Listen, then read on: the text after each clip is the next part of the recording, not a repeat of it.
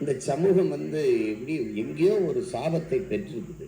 அது எங்கேன்னு தெரியல, எனக்கு தெரியல. என்ன அப்படி பார்த்தாலும் நம்ம முன்னோர்கள் யாரையும் அடிமைப்படுத்தி ஆண்டார்கள்ங்கிற செய்தி கூட நமக்கு இல்லை. நம்ம யாரையும் கொடுமைப்படுத்தணும், அடிமைப்படுத்தணும் இல்லை.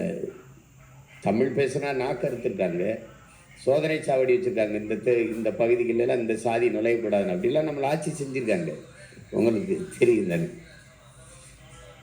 ரொம்ப பேரன்பும் பெருந்தன்மையும் கொண்ட வம்சாவளியில் வந்தவன் நம்ம. அதுவும் உங்களுக்கு வரலாற்றை வாய்ச்சு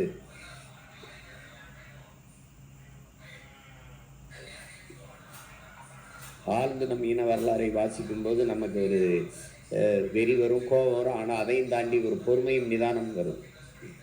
எப்படி விட்டுறக்கூடாதரா வென்றன். அது மாதிரி இந்த இடத்துல என்ன, மற்ற இனங்கள் எல்லாம் தனித்தனியா வாழுது, ஆனால் கூடி செயல் செய்யுது. நம்ம மக்கள் கூடி வாழ்றாங்க, தனித்தனியா செயல் செய்யறாங்க, வேலை செய்யறாங்க. அது ஒரு பெரிய பிரச்சனையா இருக்குங்க நமக்கு.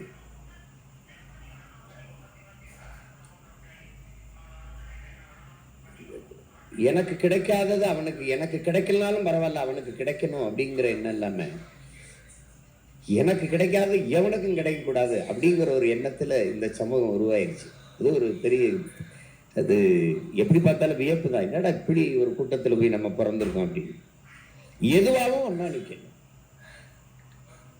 சாதியாவா அந்த கர்மத்திலேயாவது ஒன்னா நின்னமா இல்லை, இல்லை மதமாவா அதுலயாவது ஒன்னா நின்னமா இல்லை. சரி, எல்லாத்துக்கும் மேலானது இருக்கு மொழி இனம், அதுலயாவது ஒன்னா நின்றோமா அதுலேயும்.